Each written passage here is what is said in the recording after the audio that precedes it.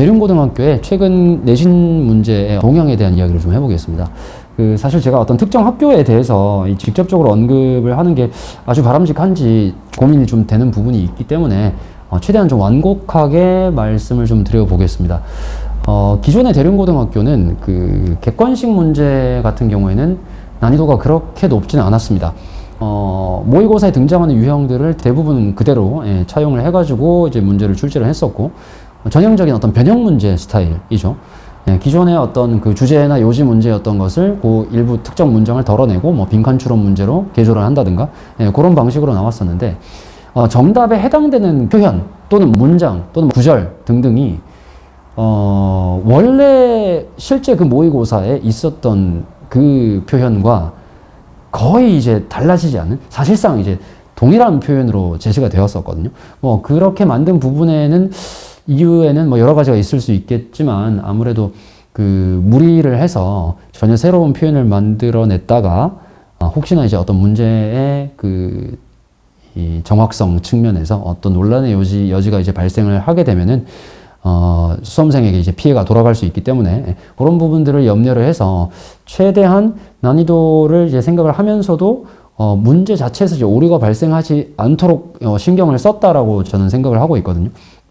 근데 그러다 보니까 이제 객관식 문제의 난이도가 굉장히 높은 수준까지 올라가기는 좀 어렵지 않았나 이렇게 생각하는 부분도 있고요.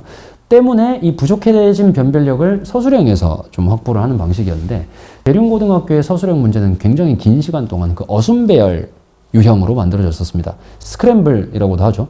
그러니까 특정 문장을 해석을 주고 특정 문장의 낱말들을 다 끊어가지고 순서를 막 섞어놓고 그 해석에 맞춰서 재배열하는 문제. 근데 이 문제는 사실 얼핏 생각했을 때 나 그거 중학교 때 좀 풀어봤는데 별로 어렵지 않았는데 라고 아마 생각을 하실 거예요.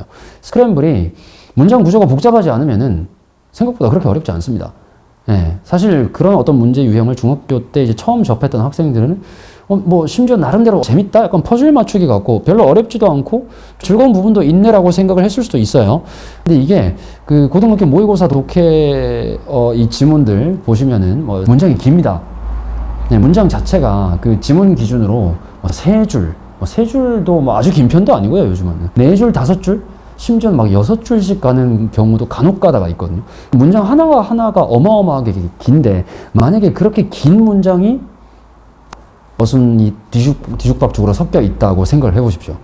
이게 한 문제 푸는 게 난이도도 난이도지만 시간도 엄청나게 오래 걸려요. 근데 이 대륜고는 이 서술형 문제의 변별력을 그 유형으로 확보를 했었거든요. 너무 무리하지는 않지만 절대 쉽지 않은 어떤 구조, 내용, 분량에 해당이 되는 문장을 이렇게 몇 개를 배치를 해서 각각의 문장을 한글 해석에 맞게끔 재배열하는 방식으로. 그러니까 서술형 전문항이 사실상 다 어순배열이었어요. 똑같은 유형으로 6문제가 나갔었습니다. 그리고 이제 서술형이다 보니까 당연히 이제 배점도 크고, 그 다음에 또 대륜고등학교가 워낙에 이제 공부를 잘하는 친구들 많다 보니까 한 문제 틀리면은 등급이 이제 크게 하락하는.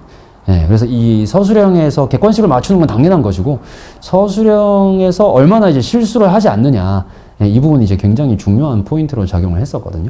근데 이제 그 문제 유형이 꽤 긴 시간 동안 그 유형이 유지가 되었었던 걸로 알고 있는데, 그 유형이 계속해서 오랫동안 같은 방식으로 이제 출제가 되다 보니까 학원 입장에서는 특정 유형에 대한 어떤 파회법 같은 것들을 아무래도 이제 생각을 해낼 수밖에 없고, 학생들 입장에서도 선배들한테 이미 사전에 이야기를 듣는다거나, 대륜고는 유형이 항상 똑같다더라, 이런 유형으로 또 나올 것 같더라, 이런 얘기를 들으면 사전에 이제 준비를 할 수 있는 부분들이 있잖아요. 그러면서 이 해당 유형에 대한 어떤 대응력이 많이 올라간 부분이 있는 것 같아요. 여기서부터는 제 추측이긴 한데, 그러다 보니까 작년 한 해에 대륜고등학교의 영어 시험에 100점 누적 인원이 엄청나게 많이 나왔었거든요. 때문에 이 특정 어떤 등급에 있는 친구들이 이 선의의 피해자가 되는 상황이 이제 생겼던 것이죠. 그게 아마 이제 어떤 영향을 주지 않았을까 싶은데, 작년 2학기 기말고사에서 문제 유형이 크게 바뀌었어요. 새롭게 추가된 문제가 좀 있습니다. 서술형에서 기존하고 동일하게 이제 어순배열 방식으로 문제를 줬는데 해석이 없어요. 문맥을 줍니다. 맥락을 줘요. 그러니까 특정 지문의 그 전체 내용을 다 주고 논지가 명확하게 드러나는 부분 일부를 지워놓고 거기에 들어갈 문장을 어순배열을 해서 보기로 제시를 하는 겁니다. 그러니까 이 문제에서 요구하는 거는 기존의 어순배열 문제에서 요구되는 영장 능력과 함께 글을 읽고 그 맥락 파악하는 이 비판적인 글 읽기 능력까지 이 두 가지를 동시에 요구하는 방식으로 문제가 업그레이드가 됐거든요.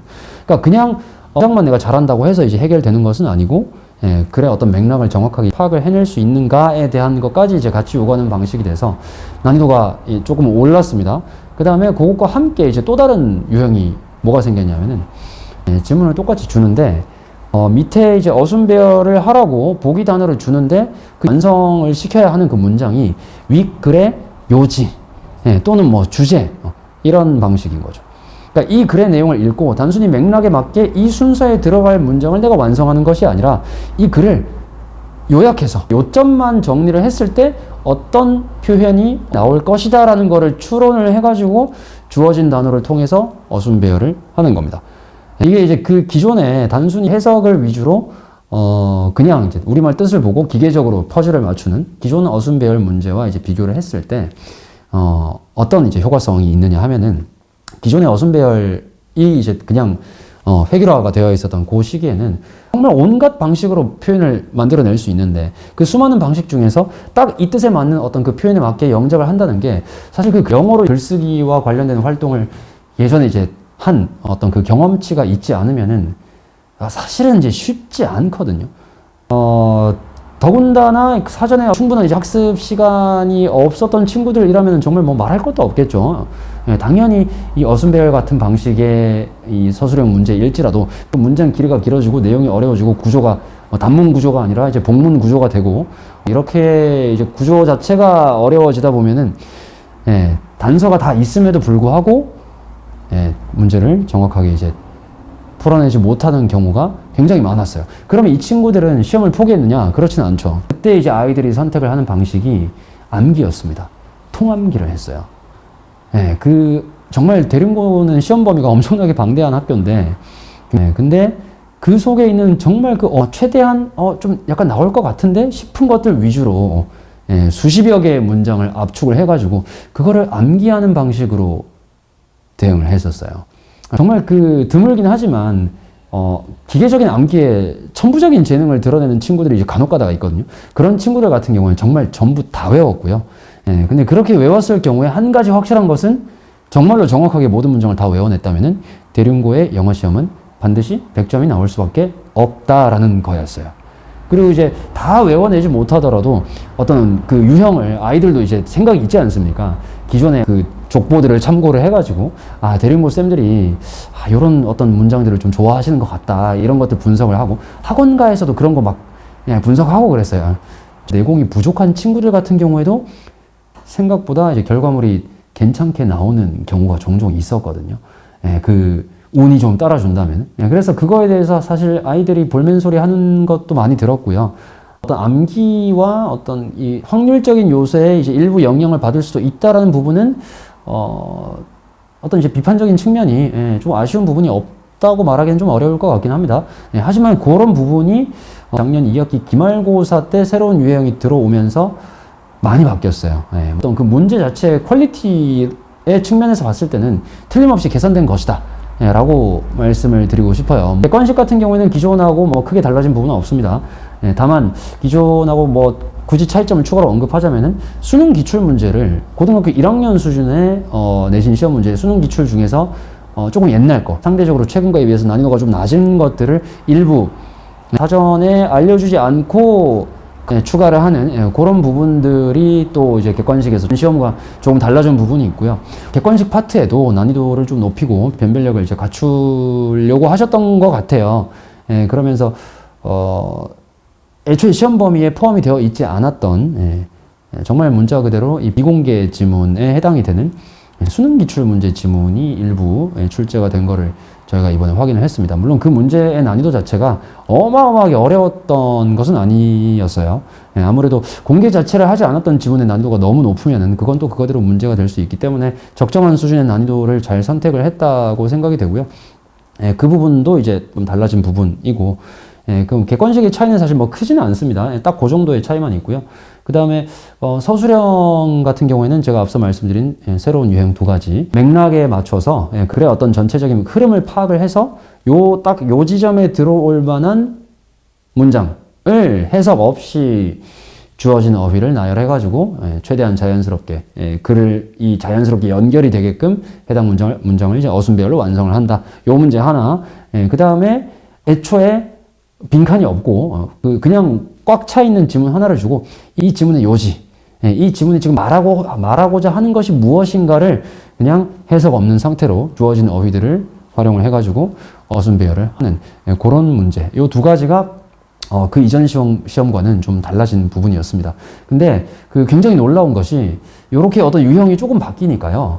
100점 만점자 인원수가 폭락했습니다. 그러니까 기존에는 대륜고 만점자가 보통 아무리 적어도 늘 10명이 넘어가는 어떤 그런 느낌이 있었어요. 예, 뭐 10명이 넘어가는 경우는 예사였고요. 정말 심한 경우는 30명이 넘어가기도 했었습니다. 사실 특정 시험에서 특정 과목에 100점짜리가 30명이 넘게 나온다라는 거는 이거는 사실 문제가 없었다, 아무 문제가 없었다고 말하기는 좀 이거는 명확히 난이도나 어떤 변별력 확보에 있어서 문제가 있었다고 말씀을 드릴 수밖에 없는 부분이 있긴 한데 그런 부분에 있어서 어떤 여러 가지로 내부적으로 어떤 개선을 하고자 하는 의지가 굉장히 강하셨던 것 같고 그 결과가 정말 여지없이 드러난 아주 성공적인 시험 문제 업그레이드가 아니었나라고 생각하고 있어요. 네, 그래서 이번 제일 최근에 있었던 기말고사 같은 경우에는 그때 100점 인원수 2명이 나왔거든요. 네, 말도 안 되게 숫자가 줄어들었죠. 이때 이제 아이들이 충격을 좀 많이 받았어요. 점수에 있어서 생전 받아본 적이 없는 점수를 다들 받았었거든요. 저희 원에 있는 친구들 같은 경우에도 100점이 제가 알기로 그때 그 학년에 2명이 있었는데 그 중에 1명이 저희 원 학생이었어요. 그래서 그 친구는 그때도 이제 정말 똑같이 100점을 받아왔지만 그 친구를 제외한 다른 모든 친구가 점수가 다 떨어졌어요.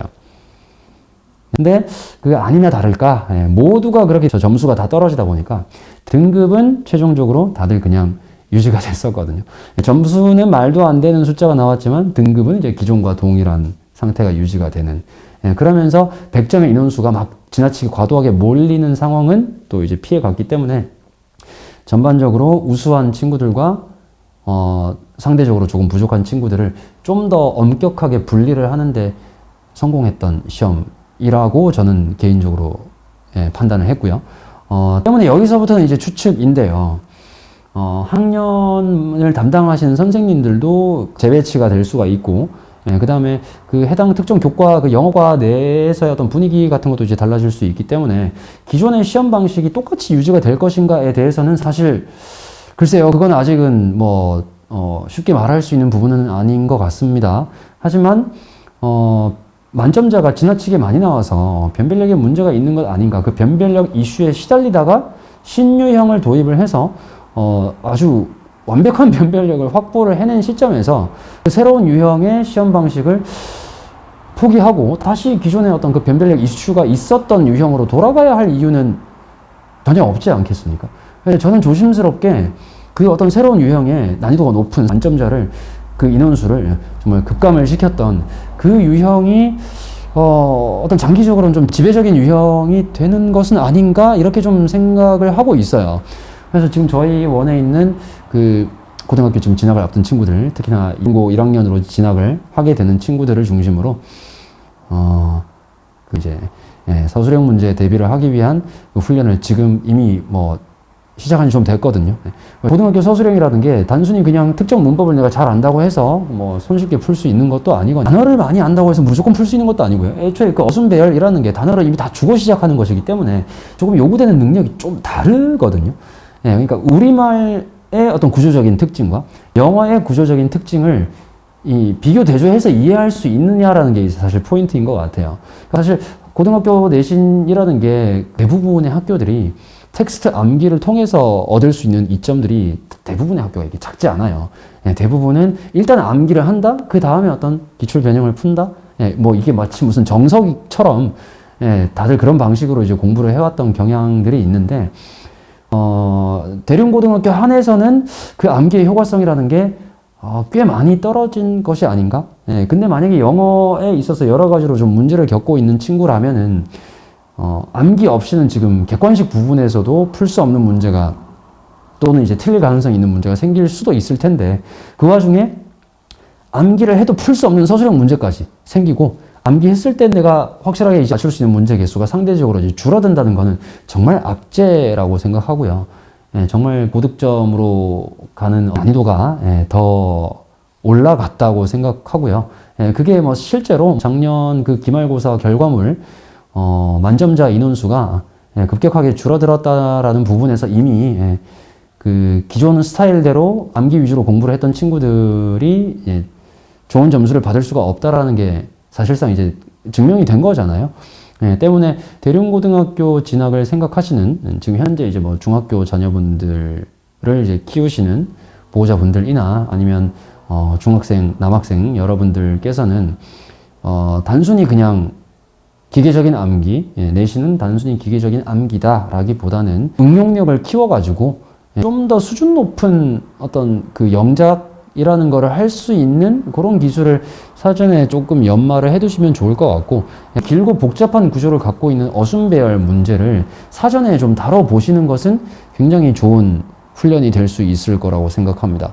그래서 이 부분에 대해서는 그 장기적인 어떤 계획을 갖고 체계적으로 준비를 하는 게 매우 중요할 것 같고요. 그 다음에 지금 이미 대륜고를 다니고 있으면서 이제 2학년 진학을 앞두고 있는 친구들은 아무쪼록 그 작년에 어려웠던 그 유형이 올해도 또 그대로 적용이 될 수 있지 않을까. 저는 사실 어느 쪽이냐면 될 가능성이 더 높을 거라고 생각을 하거든요.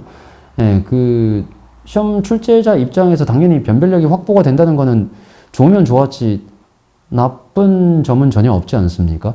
예, 그렇기 때문에 동일한 유형이 한 번 더 올해 반복이 될 가능성이 저는 개인적으로 더 높다고 생각을 하고 있는데 그 부분에 대해서는 이제라도 어순별과 관련된 어떤 훈련을 좀 하시면서 대비를 좀 해주시면은 좋을 것 같고요.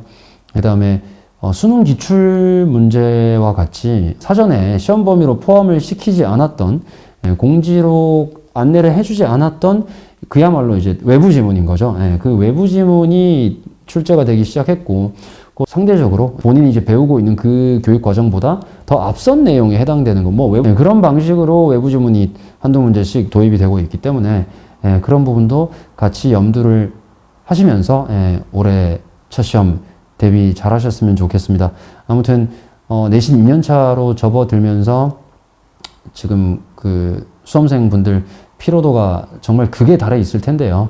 나는 내신은 이젠 답이 없는 것인가, 정시로 전환을 해야 되는 것인가 등등 여러 가지 고민들 많이 하셨을 것 같은데, 내신 포기는 아무쪼록 좀 신중하셨으면 좋겠고, 한번 포기하면은 정말 돌이킬 수 없는 상황이 생길 수가 있기 때문에 정말 생각하고 또 생각하시고 신중하게, 마지막까지 신중하게 결정을 하셨으면 좋겠고, 바라건대 포기하지 않고 끝까지 할 수 있으면은 더 좋지 않을까라는 생각도 조심스럽게 덧붙여 보면서 이번 영상은 이렇게 마무리하도록 하겠습니다. 새 학년도도 다들 힘내시고 그 각자의 자리에서 올해 한 해 동안 입시에 좋은 결과가 있으시길 진심으로 기원하겠습니다. 감사합니다.